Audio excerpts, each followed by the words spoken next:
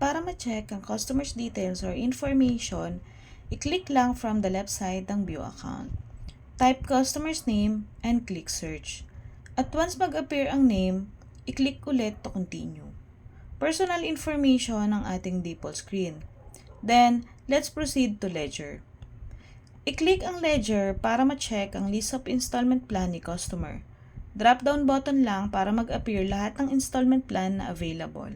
With just a few click, makikita mo na ang amount na kanyang plan at naka-indicate na din every payment made, so it is very easy for you to monitor their account.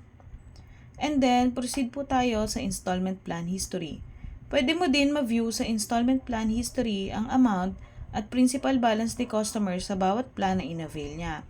Makikita po natin dito lahat ng details regarding po sa plan ni customer. And then, for appointment naman po, dito po natin makikita ang exact date and exact time of appointment ni customer. And yung status po niya kung canceled appointment or book po si customer. Next po, i-click lang ang payment to see every payment transaction ni customer. As you can see, every payment transaction kahit magkakaiba ng plan ay makikita natin dito, including the unpaid bills for credit transaction. Sa treatment naman po, just click the Add Record button on the upper right side and then click nyo lang po yung treatment date and number of teeth na gagawin and the description.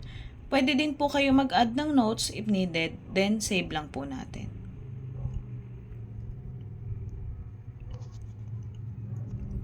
At dito naman sa teeth status, meron po tayong figures ng set of teeth dito.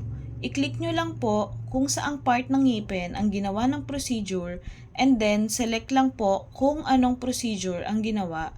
Then close po natin to save.